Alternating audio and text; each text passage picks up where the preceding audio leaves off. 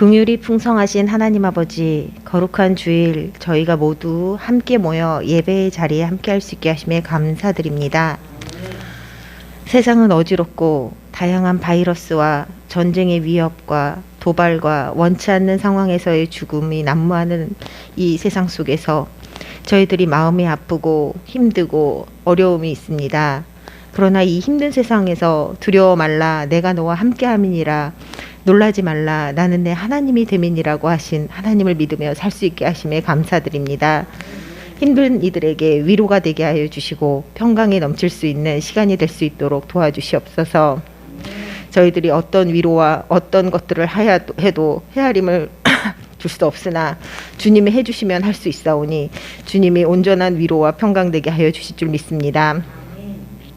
삶 속에서 저희에는 언제나 어려움이 처할 때마다 원망과 분노와 부정적인 모습을 취하며 하나님을 바라보지 못하고 있음을 회개합니다. 이제 하나님의 의로운 오른손으로 우리를 붙잡아 주시고 모든 염려를 주께 맡기면 그 안에서 자유와 평강과 평안이 넘치는 은혜를 누리는 저희 모두가 될 줄로 믿습니다. 오직 하나님이 그의 아들을 보내사 독생자 예수 그리스도가 고통당하심을 기억하며 그 십자가의 위로와 구원의 역사하심을 누릴 수 있음에 감사할 수 있는 믿음의 두드림 가족이 될 수 있게 하시고, 아픔에만 초점을 맞추는 삶이 아니라 구원과 부활과 재림의 기쁨을 누리는 삶이 될 수 있도록 인도하여 주시길 원합니다. 저희 적은 인원이 모였습니다. 은혜는 배가 되게 하시고 서로가 사랑과 선행으로 격려하여 협력하면서 선을 이루는 두드림교회가 되게 하여 주시어서 적음으로만 보이는 것이 아니라 그 안에 풍성함이 느껴질 수 있는 교회가 되길 원합니다. 특별히 이번 달은 수능이 있습니다.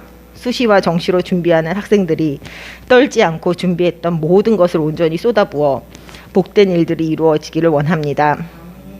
초등학교, 중학교, 고등학교, 대학교를 준비하는 학생들과 취업과 여러 가지 것들을 준비하는 이들에게 지혜를 허락하여 주시고 하나님이 인도하시는 길을 겸허히 받아들이고 기쁨 가운데 앞으로의 미래를 준비하고 개척할 수 있도록 동행하여 주실 줄 믿습니다.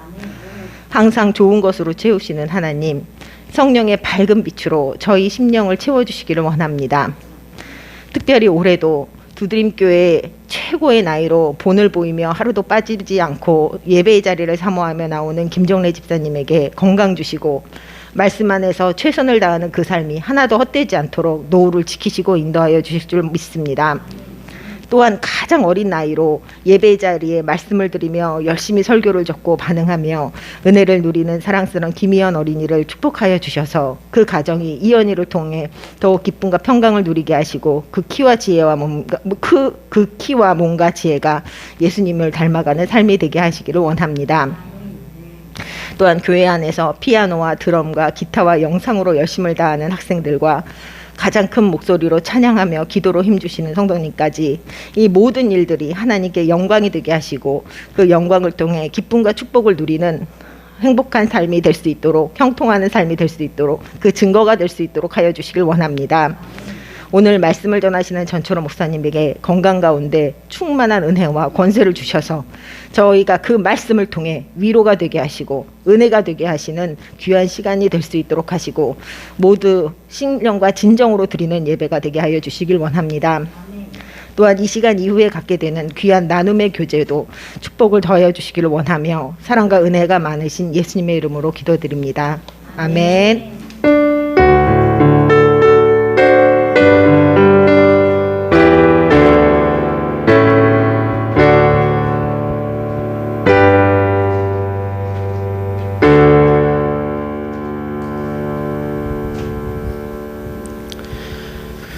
내가 너로 여자와 원수가 되게 하고 내 후손도 여자의 후손과 원수가 되게 하리니 여자의 후손은 내 머리를 상하게 할 것이요 너는 그의 발꿈치를 상하게 할 것이니라 하시고, 또 여자에게 이르시되 내가 네게 임신하는 고통을 크게 더하니 내가 수고하고 자식을 낳을 것이며 너는 남편을 원하고 남편은 너를 다스릴 것이니라 하시고, 아담에게 이르시되 내가 내 아내의 말을 듣고 내가 내게 먹지 말라 한 나무의 열매를 먹었은즉 땅은 너로 말미암아 저주를 받고 너는 내 평생에 수고하여야 그 소산을 먹으리라. 땅이 내게 가시덤불과 엉겅퀴를 낼 것이라. 네가 먹을 것은 밤새 채소인즉 내가 흙으로 돌아갈 때까지 얼굴에 땀을 흘려야 먹을 것을 먹으리니 내가 그것을 취함을 입었음이라. 너는 흙이니 흙으로 돌아갈 것이니라 하시니라. 아담이 그의 아내의 이름을 하와라 불렀으니 그는 모든 산자의 어머니가 됩니다. 예, 21절 같이 읽습니다. 여호와 하나님이 아담과 그의 아내를 위하여 가죽옷을 지어 입히시니라. 아멘. 예, 가죽옷을 입히시는 하나님이라는 제목을 정해보았습니다. 예, 오늘 말씀 15절부터 읽었는데 원래 1절부터 21절까지 다 읽어야 되는 말씀인데요. 예, 우리 여기 앞에 모니터 보시면 여호와 하나님이 아담을 부르시면서 뭐라고 하셨는지 좀 밑에 한번 읽어보시죠. 시작. 네가 어디 있느냐. 예, 오늘 말씀의 가장 중요한 포인트. 예, 하나님께서 우리를 찾으신다는 겁니다. 하나님께서 우리를 찾으시고 또 우리에게 모든 허물을 덮어주시고 사랑으로 옷 입혀주셨다. 이것이 오늘 말씀의 테마입니다. 자, 가죽옷을 입히셨다 했는데요. 자, 오늘 말씀은 창세기 이제 1장부터 3장까지 내용을 통틀어서 이야기할 수 있습니다. 하나님이 세상을 만드신 것, 이것을 창조라는 말로 표현합니다. 예, 하나님이 세상을 만드신 것은 말씀으로 창조하셨습니다. 그런데 다른 건 다 말씀으로 창조하셨는데 우리 인간은 먼저 흙으로 빚으신 다음에 하나님의 생기를, 하나님의 그 성령의 은혜를 우리에게 불어넣어 주셔서 우리로 생령, 살아있는 영이 되게 하신 것입니다. 그래서 우리 인간을 만드셨는데 다른 동물들과 다 같이 똑같이 만드셨는데 인간들에게는 한 가지, 처음에는 아담만 만드셨어요. 아담이라는 건 사람이라는 뜻이에요. 인간이라는 뜻인데 그 아담, 남자만을 만드셨는데 다른 동물들은 다 짝짓기를 하고 이렇게 전부 다 이렇게 번성해 나가고 있는데 하나님께서는 아담도 똑같이 동물적으로 만든 것이 아니라 하나님의 은혜 가운데 하나님의 일에 함께 동참하면서 하나님을 찬양하는 일을 맡기기 위해서 사람을 만드셨어요. 다시 말해서 근본부터가 달랐습니다. 그런데 그 일을 잘 감당하면서도 뭔가 외로워 보이고 뭔가 좀 부족해 보여서 하나님께서 그가 혼자 있는 것을 보시기에 뭔가 좀 외로워 보인다 이렇게 하셔서 아담을 이렇게 잠재워서 아담의 갈비뼈 하나를 뺍니다. 그리고 그 뼈로 사람을 만드셔요. 그리고 그 여자를 하와, 여자라고 칭하십니다.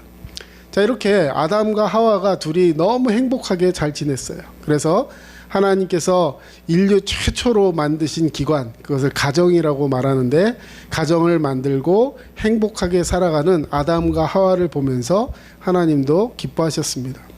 자, 그런데 어느 날 문득 이 아담이 죄를 지었어요. 근데 그 죄가 이제 오늘 3장 1절에 이하에 나오는 말씀인데요. 그 죄로 인해서 결국 아담은 엄청난 마음에 데미지를 받는데 그게 뭐냐? 그 전에는 하나님 앞에 부끄러움을 알지 못했어요. 우리 집에서 뭐 집집마다 이렇게 좀 분위기가 다르겠지만 예를 들어 어린 아이가 집에서 목욕하고 화장실에서 나오면서 옷을 안 입고 나왔다. 그러면 엄마한테 그 모습을 보이면 아이가 창피해 하나요? 아니죠. 예, 옷도 다 뭐 입혀주고 씻겨주고 닦아주고 다 하기 때문에 창피하지 않아요. 그래서 하나님 앞에 인간도 그랬어요. 벗고 있어도 하나도 창피하지가 않았어요. 네, 왜? 자기를 만들어주신 분이고 자기의 모든 걸 아시는 분이고 나와 함께 늘 동행하시는 분이기 때문에 창피하지가 않았어요. 그런데 죄를 딱 짓고 나니까 자기가 벗은 모습이 창피한 거예요. 네, 그 전까지는 전혀 창피하지 않았는데 벗었다는 것이 창피한 것이 아니라 죄로 인해서 자기가 드러난 것이 창피하게 된 것입니다. 결과적으로는 어떻게 됐을까요? 창피한 모습을 스스로 가려보려고 스스로 해결해 보려고 인간이 노력합니다. 그게 뭐였냐면 무화과 나무 잎을 따가지고 그것으로 옷을 만들었어요. 무화과 나뭇잎 보셨는지 모르겠지만 이렇게 꼭 손가락처럼 이렇게 이파리가 쭉쭉 갈라져서 이렇게 생겼어요. 큰 이파리는 한 이만큼도 하고 작은 거 한 요 정도도 합니다. 그 이파리를 잘 교묘하게 이렇게 싹 가려가지고, 예? 여자는 두 군데 가렸을 수도 있고, 하여튼 그렇게 가려가지고요 입었어요. 잎이 굉장히 싱싱하고 풍성하니까 처음엔 괜찮아 보였어요. 근데 자, 잎이 나중에 있으면 어떻게 될까? 말라버리면 다 쪼그라들고 부서지겠죠. 결과적으로는 그것을 가려도 부끄러운 마음이 없어졌을까요? 아니에요. 나중에 하나님이 오늘 아까 읽었던 이 말씀에서 아담아 아담아 네가 어디 있느냐라고 하나님 부르셨을 때 아담이 한 말이 있습니다. 제가 벗었으므로 숨었나이다. 이런 말을 해요. 그 전까지는 어떻게 했다고요? 하나님 보면 에덴 동산에서 늘 하나님과 동행하면서 아무리 벗고 다녀도 뭐라 그럴 사람도 없고, 왜냐하면 자, 동물들도 옷 입고 있어요? 동물 자신의 모습 그대로 아름답게 있잖아요. 그렇죠? 우리 집에 강아지들 보면 요즘은 개도 막 옷 입히는 사람들이 있는데 강아지는 옷을 입히면 수치스러워한대요. 굉장히, 왜냐하면 자기가 원래 입는 게 아니니까. 그런데 계속 입히다 보면 안 입히면 또 힘들어한대요. 습관이 된 거죠. 근데 어쨌든 간에 사람은 옷을 입던 존재가 아니었어요. 그 전까지는 아담과 하와는 모든 동물처럼 하나님께서 만드신 그대로 하나님 앞에 드러내면서 하나님 앞에 감사하며 찬양하며 기뻐하며 전혀 낯을 가리지 않는 그런 관계였는데, 이게 어느 순간 죄가 탁 들어오고 나니까 아무리 가리고 아무리 뭐 입고 가려도 굉장히 부끄러움을 타게 되는 거예요. 그것은 그냥 부끄러운 것이 아니라 자신이 수치스럽고 두려움에 대한 표현이라 할 수 있겠습니다. 자, 결국은 무화과 나뭇잎으로 몸을 가려봤지만 부끄러움을 가릴 수 없는 옷이었어요. 오늘날 우리가 살아가고 있는 이 사회도 마찬가지인 것 같습니다.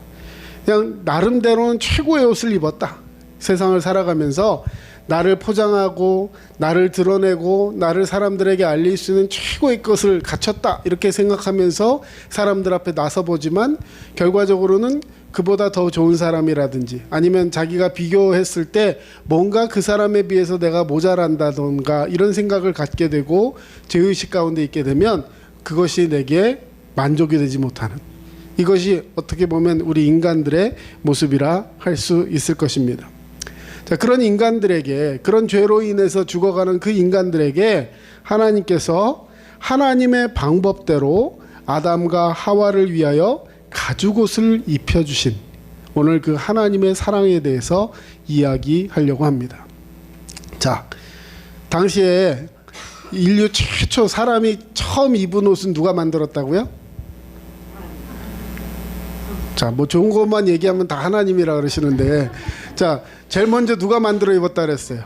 아담이 자기가 만들어 입었다 그랬잖아요. 예? 사람이 만들어 입었는데 결과는 어땠어요? 만족함이 없었습니다. 예? 자기가 원래 의도했던 대로 안 되고, 또 그것을 입었다고 해도 담대해지지 않고 부끄러워지고 죄를 가릴 수가 없었어요. 그런 그들에게 완벽한 옷을 입혀주시는 하나님.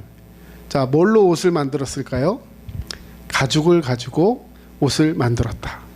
자, 그러면 그 당시에는요, 동물을 잡아서 먹지 않았어요. 왜냐하면 에덴 동산에 하나님이 먹으라고 만들어준 실과 과일이 있었기 때문에 그것만을 먹고도 충분히 그 사람들이 행복하게 살아갈 수 있었습니다. 다시 말해 먹기 위해서 사람이 동물을 잡지 않았다는 거예요. 그런데 가죽이 어디서 났을까요? 가죽이 나오려면 뭔가가 동물을 잡아야 되죠. 그렇죠? 양이 그냥 너 가져 이렇게 주지 않잖아요. 그렇죠? 예, 양을 죽여서 피를 다 빼고 배를 가르고 내장을 꺼내고, 그리고 양 잡는 걸 본 적이 있는데요. 이렇게 팔목 있는데 이렇게 탁 빼고 목 있는데 이렇게 도리고 해가지고 싹 뒤집으면요, 가죽이 통째로, 배도 안 가르고 통째로 가죽이 하나 탁 생겨요. 심지어는 그 팔이나 이런데 이런데 자른데 여기를 묶어가지고 실로 꽉꽉 꼬매 놓으면요, 나중에 거기에다가 물을 붓고 포도주를 부어도 물이 흐르질 않아요. 옛날에는요, 그걸 가지고 포도주 부대를 만들었어요. 그래서 새술은 새부대, 이런 성경에 보면 그런 얘기 나오죠. 이게 그냥 이 마대자루에다 포도주를 넣을 수는 없잖아요. 다 새니까. 그래 그 가죽을 가지고 그렇게 사용한 용기로도 사용했다. 결국은 양을 잡아야지만 가죽이 생기는 거예요. 그런데 여기에는 아주 놀라운 그 의미가 하나 숨겨져 있습니다. 양은 죄가 있어요, 없어요? 죽어야 될 이유가 있습니까, 없습니까? 먹는 것도 아닌데. 결국에는 사람이 죄를 지어서 그 사람의 죄를 대신해서 부끄러움을 가려주고 죄를 덮어주기 위해서 양이 아무런 이유 없이 대신 죽어야 되는 거예요. 그렇죠? 하나님이 그 양을 죽여서 사람의 죄를 덮어주셨어요. 이것을 대속이라고 표현합니다. 대신 속량해 주셨다. 속량이란 말은 풀어주셨다. 죄로부터 우리를 풀어주셨다. 그래서 대속제물, 우리를 대신해서 죽은 제물, 이것이 어린 양이었어요. 자, 어디서 많이 듣던 얘기죠. 예수님께서 우리의 죄를 대신해서 죽으시고 그 피값으로 우리가 구원받고 다시 살게 된 줄로 믿습니다. 그래서 예수님의 대속을 상징하는 그 제물이 바로 하나님께서 우리에게 입혀주신 가죽옷이라는 거예요. 그래서 이 가죽옷으로 우리를 입혀주듯이 예수님의 그 사랑의 보혈로 우리를 입혀주셔서 우리를 더 이상 죄 가운데 허덕이고 부끄러워하며 수치하며 하나님으로부터 멀어져 숨어있는 인생이 아니라 하나님께로 당당히 나아갈 수 있는 구원받은 주님의 백성으로 우리를 삼아주시는 줄로 믿습니다. 자, 창세기 2장 15절 17절 말씀인데요, 우리 같이 한번 읽어보겠습니다. 시작.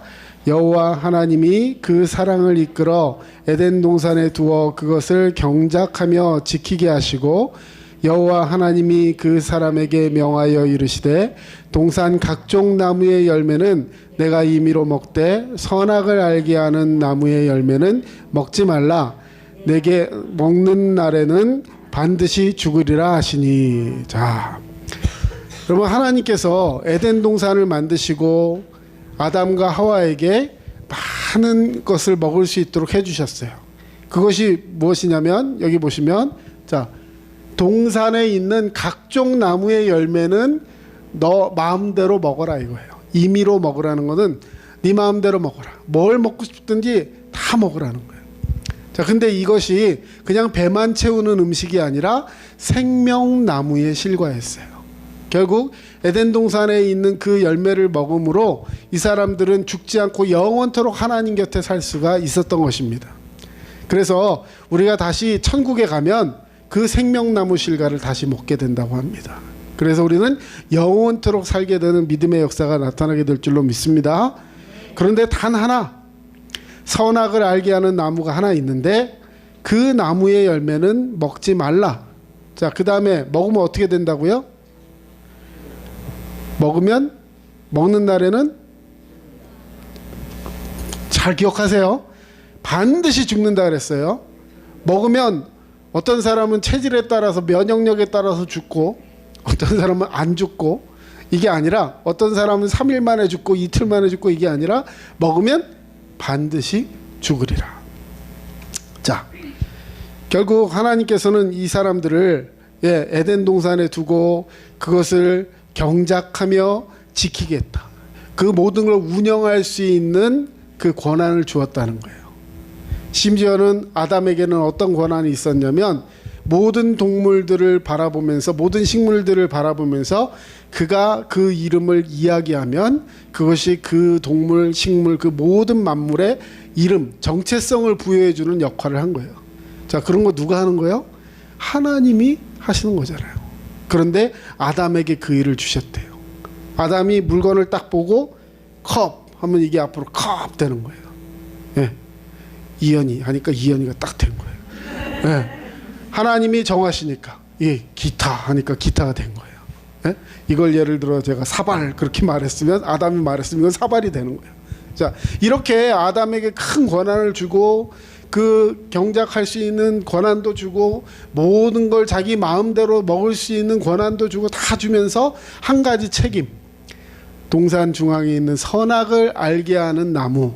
자, 어떤 사람이 이렇게 얘기합니다. 아니 다 먹으라 그래가지고 먹다 보니까 뭔지 몰라고 같이 따먹었어요. 말이 안 돼요. 왜냐하면 동산 중앙에, 동산 변두리에 어떤 나무랑 같이 섞여서 이렇게 있어서 몰랐던 나무가 아니라 동산 중앙에, 모르긴 몰라도 확 돌로 이렇게 예쁘게 해놓고 가운데 딱 똥 떨어지게 해놓고 나무 하나만 딱 있어가지고 이건 절대 누가 봐도 선악을 알게 하는 나무예요. 절대로 먹으면 안 된다라고 하나님이 강조해 주시고 분리해 주시고 언제든지 그것을 보게 하셨어요. 자, 또 혹자는 이렇게 얘기합니다. 하나님도 참 정말 장난꾸러기든지 굉장히 좀 안 좋으신 분 같아. 왜요? 그거 안 만들었으면 안 죽었을 거 아니에요. 그렇죠? 이런 얘기 많이 하죠. 여러분, 선악과를 먹고 안 먹고의 문제가 아니라 하나님께서 그것을 허락하신 이유가 뭐냐? 가만히 생각해 보세요. 하나님의 말씀을 기억하며 살라는 거예요. 하나님이 함께 계신다는 것을 인정하면서 살라는 거예요. 다른 건 다 먹되 이건 먹지 마. 이걸 먹으면 죽게 돼. 자, 그러면 그걸 볼 때마다 누가 생각나야 돼요? 하나님 생각나야죠. 하나님이 하지 말라는 그 말 한마디를 생각하면서 다른 모든 걸 누리면서 하나님을 의식하며 하나님께 감사하며 하나님의 존재를 인정하며 살라는 것이었어요. 근데 그 하나를 따먹게 됩니다. 자, 여러분, 그 따먹게 되는 일에, 자, 어떤 일이 일어났습니까? 창세기 3장 1절, 금방 읽었던 말씀인데요. 반드시 죽게 되리라고 말씀하셨어요. 자, 그런데 자, 이 말에 대해서 여자는 무슨 얘기를 하느냐? 자, 이건 뱀이 한 얘기예요. 그런 어떤 유혹이 있을 때 뱀이 찾아왔어요. 그들의 다 행복하게 살고 있는데 뱀이 찾아옵니다. 뱀이 찾아와서 이런 얘기를 합니다. 동산 나무의 열매는 우리가 먹을 수 있으나 동산 중앙에 있는 나무 열매는 하나님의 말씀에 너희는 먹지도 말고 만지지도 말라. 너희가 죽을까 하노라 하셨느니라. 자, 여러분, 뱀이 뭐라고 얘기했냐면요. 그거 먹으면 과연 정말로 죽는다고 하셨냐? 이렇게 물음표를 남겨요. 하나님 분명하게 반드시 죽는다라고 말씀하셨는데 정말 다 먹지 말라고 했냐? 모든 나무의 열매를 먹지 말라고 했냐? 아니죠. 그렇죠? 다 먹되 동산 중앙에 있는 나무만, 그 열매만 먹지 말라고 했어요. 그런데 뱀은 뭘 유도했느냐? 자, 모든 나무의 실과를 먹지 말라고 했어요? 그럼 답이 뭐예요? 답은 아니요. 부정하게 만들어요. 뱀의, 마귀 사탄의 유혹은요, 부정함으로부터 시작합니다. deny, 거부하는 것. 하나님이 이렇게 말씀하셨느냐라고 말하면 아니다, 그거 아니지 하면서 이렇게 들어와요. 그랬더니 이 여자가 그 말을 듣고, 자, 말씀을 왜곡합니다. 하나님의 말씀에 너희는 뭐라 그랬어요? 먹지도 말고 만지지도 말라 그랬어요? 하나님 그렇게 말씀하셨어요? 다시 볼까요? 자, 먹지 말란 얘기만 했지 만지지 말란 얘기는 안 했어요. 근데 먹지도 말고 만지지도 말라 갖다 붙여요. 그 다음에 뭐라 그래요? 반드시 죽는다고 했는데 너희가 죽을까 하노라. 말씀을 왜곡시키고 말씀을 제한시킵니다. 이것이 마귀 사탄에게 유혹당한 우리 인간들의 모습이라는 거예요. 이것이 죄의 모습이라는 거예요. 왜 이렇게 얘기했을까요? 뱀이 얘기하는 걸 들어보니까 뭔가 먹으면 괜찮을 것 같아요. 유혹이 오는 거예요. 그 유혹 가운데서, 자, 어떤 유혹이 왔나 봅시다. 여자가 그 나무를 본즉 먹음직도 하고 보암직도 하고 지혜롭게 할 만큼 탐스럽기도 한 나무인지라. 자, 여러분 묻겠습니다. 이 여자가, 이 하와가 동산 중앙에 있는 나무 실과 이 열매를 지금 처음 봤을까요? 계속 봤어요. 매일같이 봤어요. 동산 어딜 다녀도 그 중앙에 있는 그 나무를 보지 않을 수가 없어요. 그런데 여태까지 볼 때는 먹음직도 하고 보암직도 하고 지혜롭게 할 만큼 탐스럽다고 생각하면서 그 나무 앞에서 침 흘리고 다닌 적이 없어요.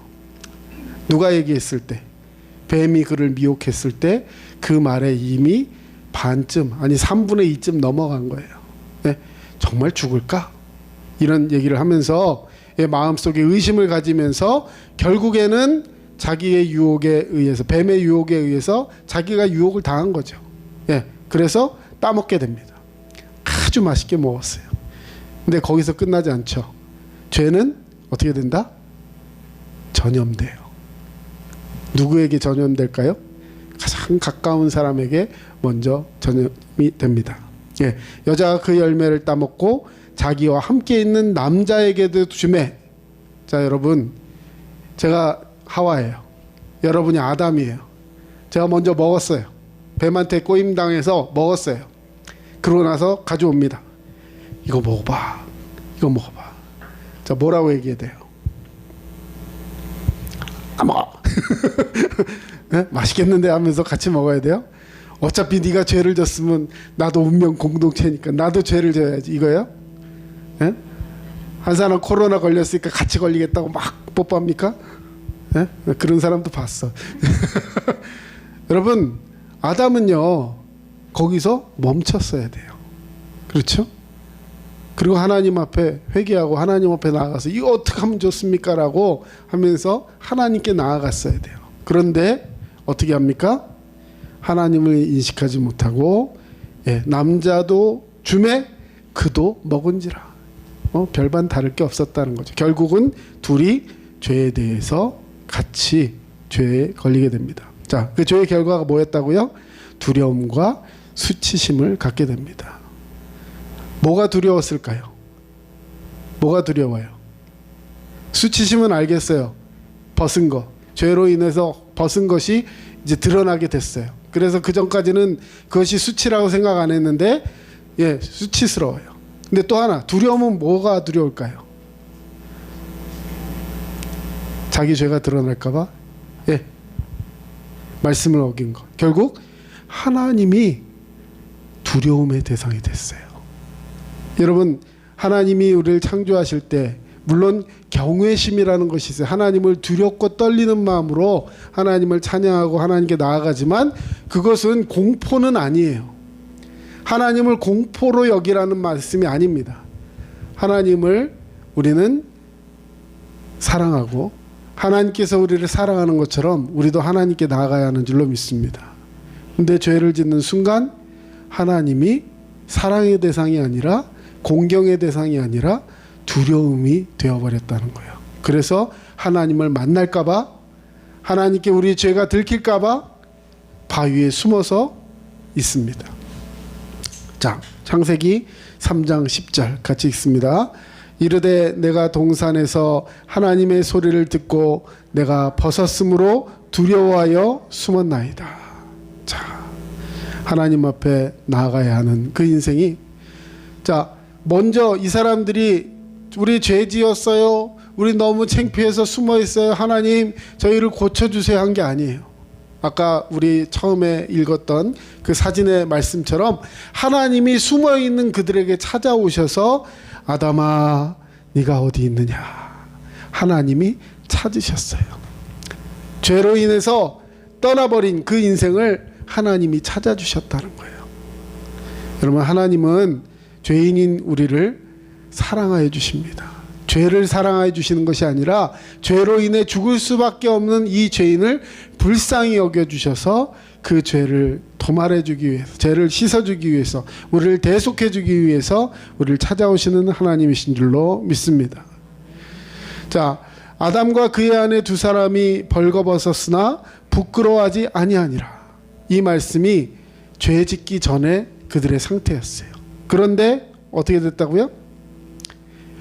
죄를 짓고 나니까 하나님을 보지도 못해요. 소리만 들어요. 전 같으면 하나님이 아담아 그러면 어떻게 해요? 우리 집에 강아지가 있는데 뭐 이름이 여러 개가 있습니다. 강아지가 여러 마리나. 자, 근데 예를 들어 한 마리 이름을 딱 부르면 어떻게 돼요? 예, 분명히 자기 이름이 따로 있는데 셋 다 와요. 근데 이름을 모르느냐 그건 아닌 것 같아. 자기 이름을 정확히 알아요. 근데도 목소리가 들리면, 특히 좋아하는 자기 주인이라고 생각하는 사람의 목소리가 들리면 예, 꼬리가 바짝 올라가고 막 흔들면서 예, 찾아옵니다. 예. 자, 그리고 어떻게 될까요? 최대한 눈을 맞춥니다. 강아지 눈 얼마나 귀여운지 아시죠? 눈을 막 이렇게 하면서 막 쳐다보고 뭐라도 하나 더 줄까 싶어갖고 막 이렇게 합니다. 예, 그리고 안아주면 막 뽀뽀하고 막 입에다가 혀를 넣으려고 그러고 막 굉장히 부산스러워요. 저는 그게 우리 인간을 지으신 하나님이 우리를 향하신 그 모습이 아닐까. 우리가 그런 반응을 하는 것이 정상적인 하나님과의 관계가 아닐까 생각합니다. 너무 기뻐가지고 하나님 부르시면 아멘 하면서 찾아가서 내가 부끄럽거나 말거나 그런 거 상관도 없이 하나님 앞에 나가서 내 모든 존재로 하나님을 찬양하고 하나님 저 여기 있어 하면서 기뻐하는 것. 이것이 하나님이 우리를 만드신 목적이요, 하나님이 우리를 만드신 형상의 모습일 거예요. 그런데 죄를 딱 짓고 나니까 하나님이 부르시는데 어떻게 해요? 숨어요. 처음에는 그냥 이렇게 있다가 부르니까 더 숨어요. 어딨냐 하니까 더 숨어요. 마치 꿩이 머리만 꽉 쳐박고 자기 숨었다고 막 이러고 있는 것처럼 하나님이 보지 않으실까요? 다 보시고 계세요. 어디 있는지도 알고 계시고 제가 왜 저러는지도 알고 계시고 그래서 그를 찾고 계시는 거예요. 아담아 네가 어디 있느냐. 이 말은 하나님 앞에 나오기를 바라셨던 거예요. 주님, 제가 여기 있습니다. 제가 죄를 지었습니다. 저는 죄인입니다. 이제 하나님께로 다가갈 수 없는 죄인입니다. 저를 용서해 주세요 하면서 하나님께 나오기를 원하셨던 겁니다.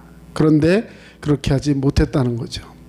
결국은 선악과를 먹었을 때 진짜로 눈이 밝아졌어요. 눈이 밝아졌는데 눈이 밝아진 것은 무슨 의미가 있었냐? 그들의 눈이 밝아져 자기들이 벗은 줄을 알고 무화과 나뭇잎을 엮어 치마로 삼았더라. 자, 여러분 눈이 밝아지긴 밝아졌는데 어떻게 밝아졌느냐? 자기의 죄의 모습에 대해서 밝아졌다는 거예요. 자, 그전에는 눈이 어두웠냐? 자, 눈이 뭔가 씌어져 있었어요. 그전에는 몰랐던 것이 탁 덮어져 있어가지고 자기의 벗은 몸을 알 수가 없었어요. 뭐가 덮어져 있었을까요? 사랑의 콩깍지. 하나님과 사이에 사랑의 콩깍지가 씌어가지고 벗었는지 뭐 했는지 알지도 못하고 하나님 만나면 너무 좋았어요. 예, 부부 사이에도 어떤 허물이 있어도 처음에는 사랑하니까 몰라요. 그런데 이 시간이 지나고 서로 관계 속에서 서운해지고 막 이러다 보면 예, 뒷꼭대기만 봐도 화가 나요. 예, 왜요? 허물이 보여요. 이것이 죄된 인간의 모습이라는 것이죠. 그런 그에게 아담아 네가 어디 있느냐 하나님은 부르셨다는 거죠. 이제 오늘 말씀의 결론입니다. 자, 그런 인간을 부르신 하나님이 부르신 이유가 뭐냐는 거예요. 여러분 그 말씀의 톤을 한번 상상해 보세요. 막 숨어가지고 두려워서 바위 속에 막 이렇게 숨어있는 그 아담을 찾으시고 부르시는 하나님의 목소리 어땠을까? 아담아! 이랬을까요? 저는 이렇게 생각합니다. 굉장히 인자하고 예, 친근하고 너무나 불쌍하고 안타까운 모습으로 하나님이 그 인간을 부르셨을 거예요. 왜냐하면 그 말씀을 부르신 이유는 너 왜 그랬어? 라고 책망하시기 전에 먼저 그에게 가죽옷을 입히기 위해서 그가 죽을 수밖에 없는 그 죄인임을 알고 그가 스스로는 구원할 수 없다는 것을 알고 하나님께서 우리를 찾아오셔서 우리를 구원하시기 위해서 우리를 부르신 줄로 믿습니다. 여러분 하나님이 부르시면 아멘 하시길 바랍니다. 예수님이 여러분에게 찾아오시면 그 소명에 아멘으로 응답하시길 바랍니다. 성령님이 여러분의 마음을 찾아오시면 여러분의 죄가 드러나고 결국은 그 부끄러움으로 인해서 어찌할 바를 알지 못하는 나 자신을 발견하게 될 거예요. 그때 우리는 주님 앞에 엎드려 회개하며 나아가야 하는 거예요. 죄를 덮고 죄를 무마시키고 어떻게든지 죄를 정당화하려다 보면 결국은 그 죄가 나를 잡아먹고 말아요. 우리 자녀가 죄를 지었다고 생각해 보세요. 부모인 나는 어떤 모습으로 그 자녀를 대할 것인가? 우린 성숙하지 못하기 때문에 자녀를 혼내려고 하고 판단하려고 할 수도 있어요. 그러나 정말로 큰 죄를 짓고 예를 들어서 내가 어찌할 수 없는 그런 상황일 때도요, 부모는 그 자녀를 감싸 안아줄 거예요. 그래서 우리나라 법에 자녀가 죄를 지었어도 부모는 그 자녀를 신고하지 않아도 되는 그런 법이 있어요. 그것을 죄로 삼지 않습니다. 왜냐하면 부모는 그 자녀를 신고할 수가 없기 때문에. 뭐 이걸 이용해갖고 요즘 또 이상한 그런 애들도 있는데요. 하여튼 우리 하나님은요, 우리의 죄를 미워하셔요. 우리가 죄 지은 상태로 그대로 살기를 원하시는 분이 하나님이 아닙니다. 죄로 인해 우리는 죽을 수밖에 없는데 그 죄로 인해 죽을 수밖에 없는 우리를 대신해서 피 흘린 그 어린 양을 대속의 옷으로 입혀주신다는 거예요. 로마서에 보면 이런 말씀이 있습니다. 모든 사람이 죄를 범하였음에 하나님의 영광에 이르지 못하더니. 여러분, 죄를 지으면 그 죄로 인해서 하나님 앞에 나아갈 수가 없습니다.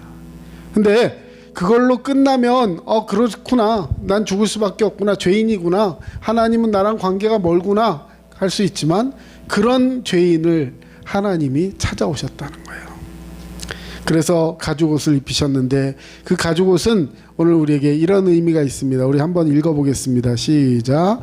영원한 생명을 주시는 것이고 우리의 모든 부끄러움을 가려주시는 것이고 우리의 수치를 가려주시는 것이고 우리로 하여금 그리스도 안에서 새로운 피조물로 살아갈 수 있도록 은혜를 부어주시는 것입니다. 아멘.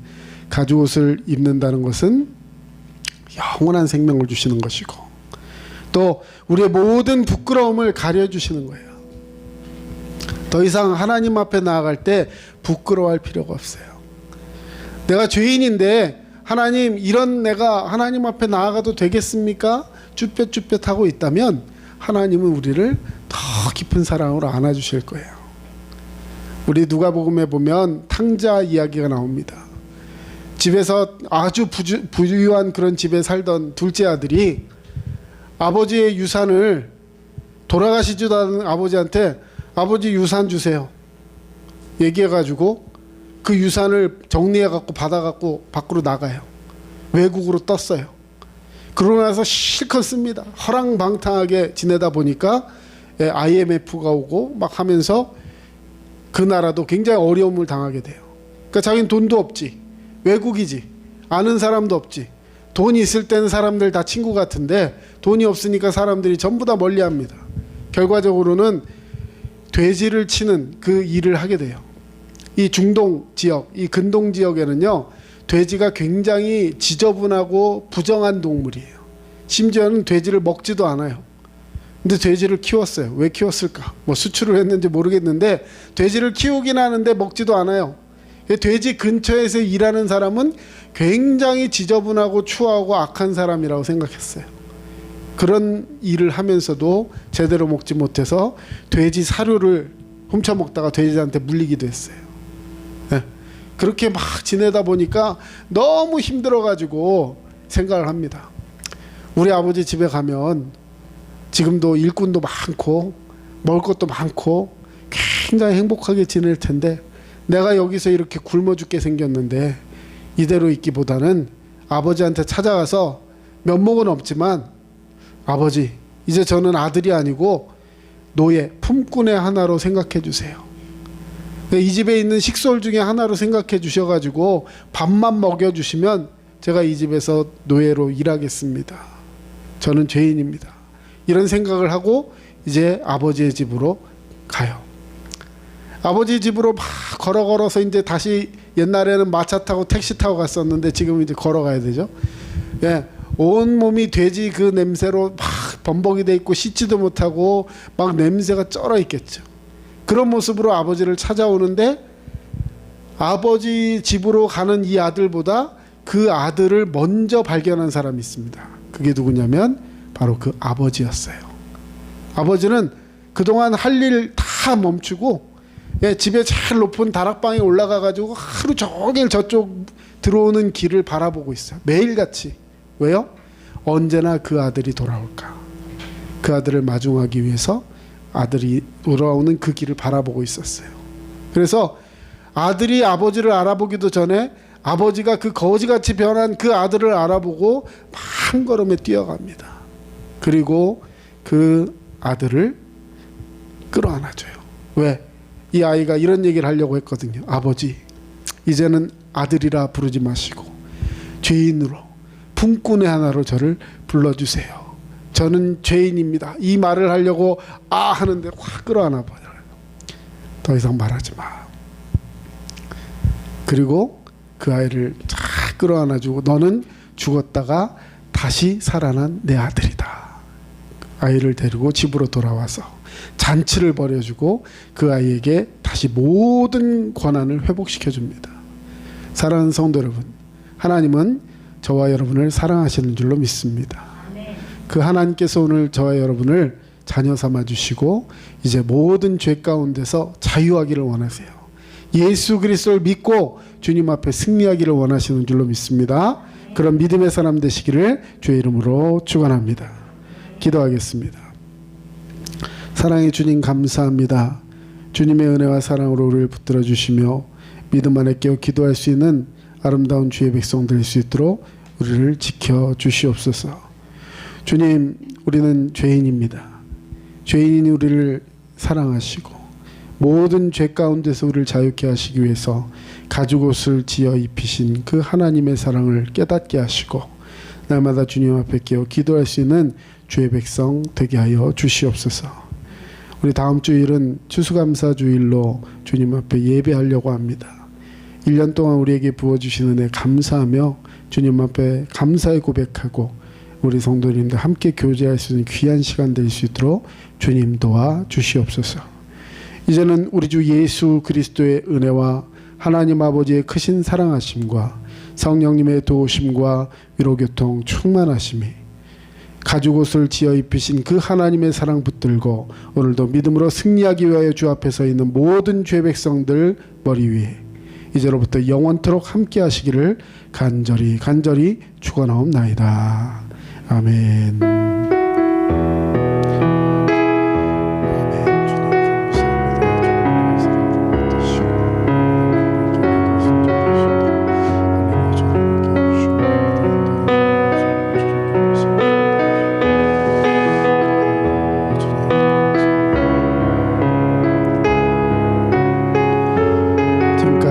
남양주 다산신도시 두드림 침례교회 전철호 목사였습니다.